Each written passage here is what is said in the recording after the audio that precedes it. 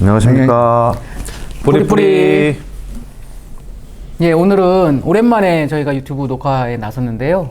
족부 파트에 새로 오신 우리 정재중 원장님을 모시고 족부의 발목과 발에 관한 여러 가지 질환에 대해서 궁금한 것들 말씀을 나눠보도록 하겠습니다. 일단 우리 정재중 원장님 인사 먼저. 네, 안녕하십니까. 부리병원에서 족부 족관절 파트를 담당하게 될 정재중입니다.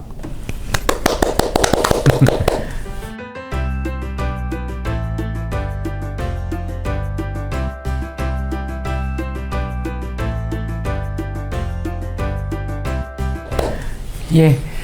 그러면 일단 발목 염좌에 대해서 한번 여쭤보고 싶은데요. 우리 일반 환자분들이 왜 계단 내려가거나 농구를 하다가 남의 발을 밟으면서 이렇게 발목이 이렇게 꺾이면서 접질린다고 하잖아요. 그럴 때 우리가 이제 발목 바깥쪽이 많이 땡땡 부으면서 오게 되는데, 그거를 우리가 보통은 오면 병원에서 발목 염좌라고 의사 선생님들이 진단을 내려주실 거예요. 그건 어떤 상황인 거죠? 그 안에 대부분 뭐 인대 손상이 있다 이렇게 설명들을 듣는데 정말 실제로 인대 손상이 있는 건가요? 네, 그렇죠. 보통은 이제 발목 염좌라고 이제 크게 얘기를 하고, 요즘은 이제 CT나 MRI 등의 진단 기술이 발달되면서 인대가 끊어졌나요?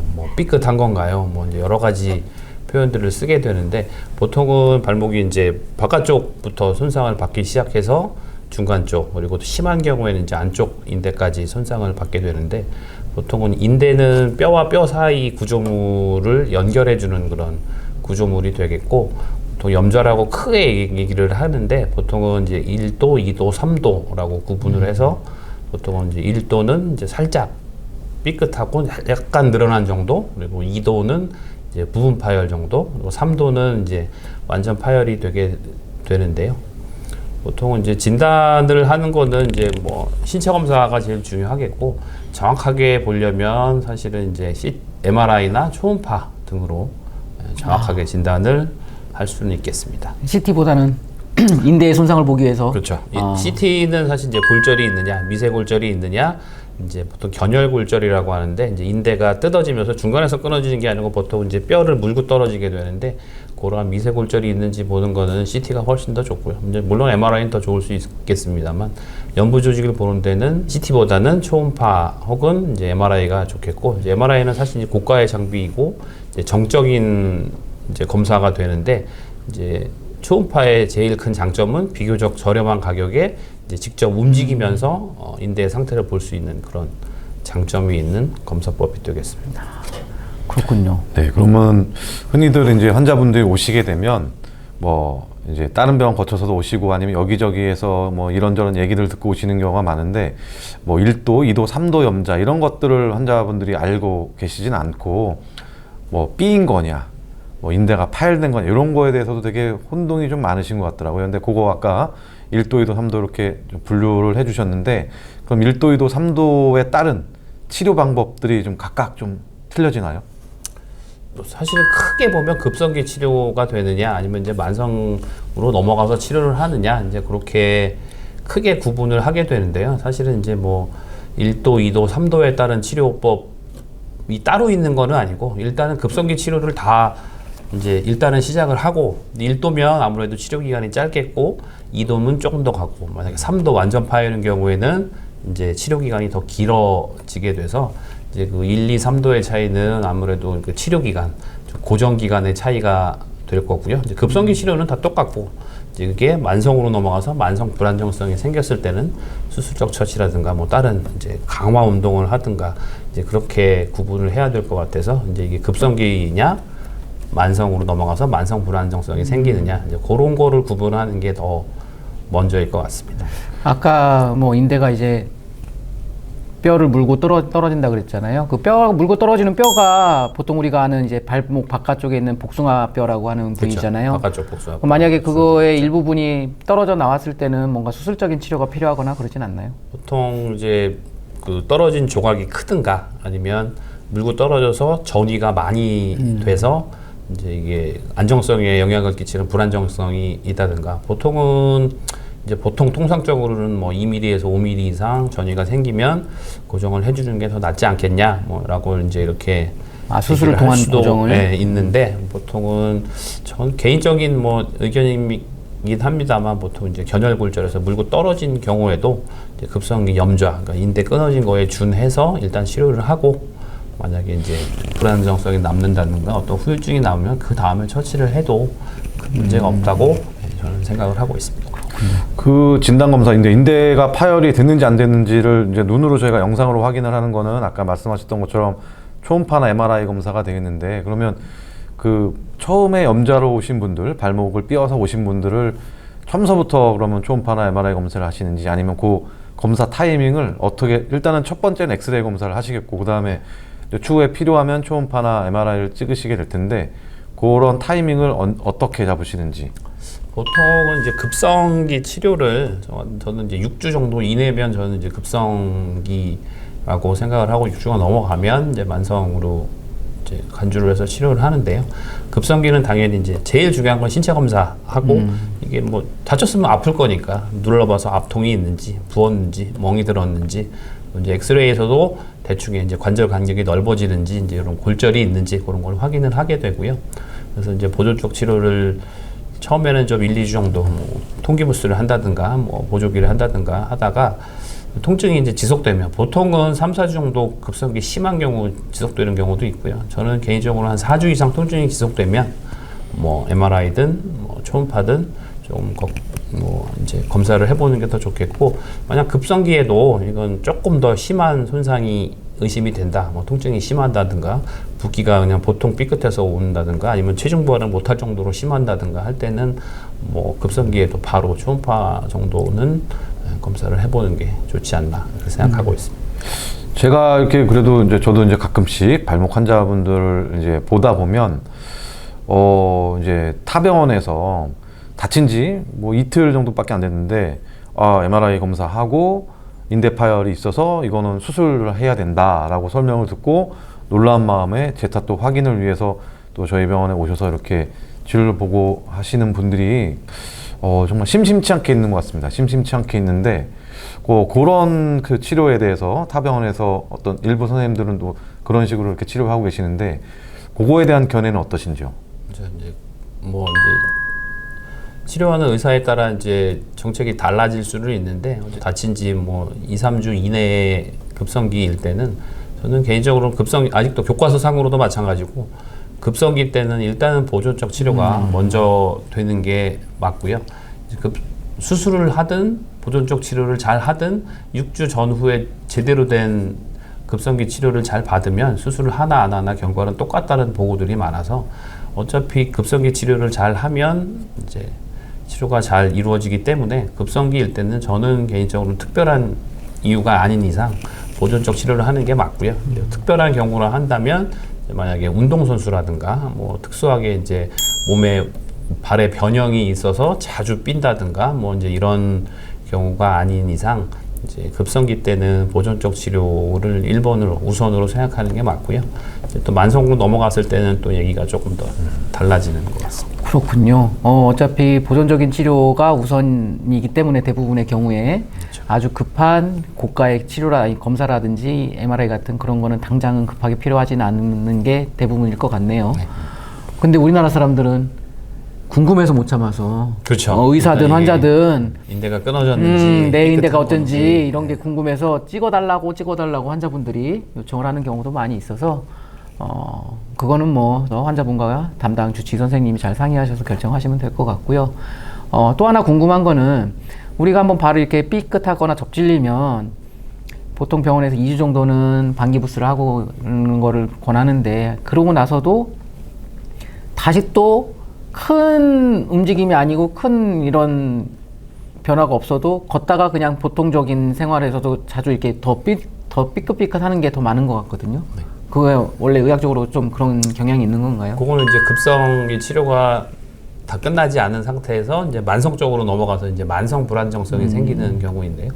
이제 보통 특히 정형외과 영역에서 인대, 힘줄 이런 거의 회복 기간은 보통은 이제 6주를 사실은 거의 기준으로 보는 것 같고요. 이제 급성기 치료 1, 2주에 통증은 사라졌다 해도 다친 뭐 부분적 파열이 있던 완전 파열이 있다 아니면 살짝 늘어났던 인대가 다시 완전히 회복이 돼서 이제 기능적으로도 완벽해야 하게 유지를 하려면 적어도 이제 6주 이상은 충분히 운동을 그러니까 회복 기간을 가져야 되는데 6주까지는 저는 그 급성기 치료의 기간이라고 생각을 하거든요. 그래서 급성기 치료를 잘 못하고 이제 그 이후에 좀 섣불리 빨리 이제 그 운동을 하거나 거동을 하다가 자꾸 이제 반복적인 손상이 가해진다면 이제 그게 이제 만성 불안정성으로 진행을 하게 되는 이제 그런 원인이 되는 것 같습니다.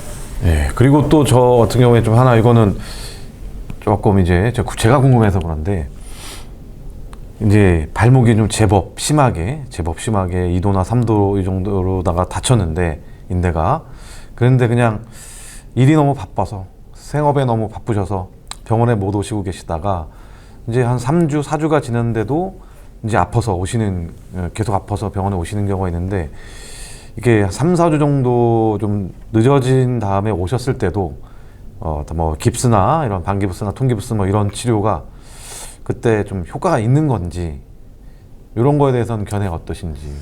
그래서 뭐 이제 3, 4주 지났으면 보통 이제 우리 몸이 완전히 끊어졌다고 해도 끊어진 상태로 계속 유지되고 있는 게 아니라 인대는 사실 6주 지나면 다 붙거든요. 6주 지나면 붙을 때 제대로 타이트하게 원상복귀가 돼서 붙느냐 아니면 조금 늘어난 상태로 붙느냐 이제 그런 차이가 있을 거고요. 3, 4주 지났다 그러면 아예 완전히 끊어졌다 해도 완전히 끊어진 상태가 조금 늘어나서 뭐 절반 이상 정도 붙은 상태로 파악이 되는데 그래도 지금까지 제대로 된 치료를 안 했다 그러면 뭐 반기부스 1주 정도 아니면 그때는 사실 3, 4주 지나면 보조기 같은 거를 이제 조금 더 추천을 드리고요. 그 이후에는 사실은 한번 늘어난 인대가 다시 짧아지지는 않거든요. 그래서 이게 만성으로 되면 이제 사실은 줄일 수 있는 방법은 수술밖에는 없는데 사실 뭐 대한민국에 발 한 번 삐끗한 사람 없을 텐데 모든 사람이 다 늘어난 상태로 다 쩔뚝거리고 다니는 건 아니고 인대가 늘어났다 그래도 발목을 잡아주는 주변의 힘줄 건이라고 하는 힘줄들이 많이 있거든요. 그래서 급성기 치료의 끝은 그 힘줄 강화 운동을 통해서 인대가 조금 늘어나고 불안정성이 있다고 하더라도 그 힘줄 강화 운동을 통해서 발목을 안정시켜주면 충분히 제대로 된 2, 3주 늦어도 충분히 된 제대로 된 급성기 치료를 할 수 있다고 생각합니다. 예, 그럼 결론은 내가 조금 아픈 게 없어지더라도 반기부스나 이런 게 좀 불편하더라도 조금은 여유 있게 충분히 그렇죠. 고정을 하고 발목을 좀 아껴주시는 게 확실한 치료가 되겠네요. 급성기 치료의 이제 트렌드도 사실 이제 시대에 따라서 조금 변하긴 하는데요. 사실 이제 예나 지금이나 변하지 않는 건 보통은 이제 정형외과나 스포츠 하는 사람들은 라이스라고 얘기를 하거든요. 약자로 RICE. R이 레스트, I가 아이스. 얼음찜질은 사실 굉장히 급성기 부종 빼는데 굉장히 중요하고요. C는 컴프레션, 압박. 고정이 되겠죠. 뭐 반기부스를 하든 뭐 통기부스를 하든 그리고 엘리베이션 다리 올려놓는 게 이제 제일 중요하고요. 예전에는 뭐 회복되는데 아까 6주라고 해서 보통은 3주, 4주로 그냥 통기부스를 해버리면 금방 낫는다. 그래서 인대는 제대로 붙을지는 몰라도 움직여야 되는 관절을 통으로 그냥 3, 4주 못 움직이게 하면 이제 강직이 와서 잘 안 움직이게 되거든요. 그러다가 뭐 한 10년 전만 해도 그러면 빨리 움직이는 게 좋다. 그래서 보조기를 찾아.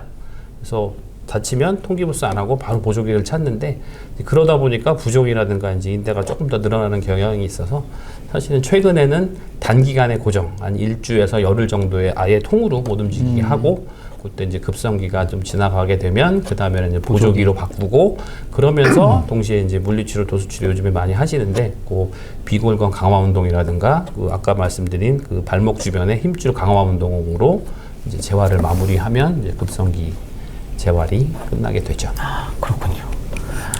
뭐 여담입니다만 저 같은 경우는 이제 무릎을 주로 많이 보는데 이제 무릎에서도 뭐 내측 측부인대라든가 이런 대부분 수술 안 하는 보존적 치료를 많이 하는 그런 인대 손상으로 오시는 경우가 있는데 저는 이제 좀 퍼센테이지로 좀 따져서 한 50% 미만, 뭐 5, 60% 미만 정도의 저기에서는 파열에서는 꼭 저는 그 스프린트를 꼭 완전히 뭐 꼭 해야 된다 이런 정도는 아닙니다. 왜냐하면 나머지 인대들이 어느 정도 장력과 그 포지션을 유지해주기 때문에 나머지 파열된 부분이 아물기만 하면 되는데 근데 어느 정도 이상 파열해서 애들이 좀 불안정성이 있을 정도로 파열이 되면 이건 꼭 고정을 해서 얘들이 좀 제 위치에서 다만 일주일이든 열흘이든 이렇게 유지를 해서 여기서 어쨌든 이제 붙어가는 그런 과정이 치유되는 과정이 시작이 되고 그 이후에는 이제 보조기로 바꿔서 아까 말씀하신 것처럼 가동 범위, 운동 범위가 강직이 안 되도록 이렇게 운동을 시켜주면서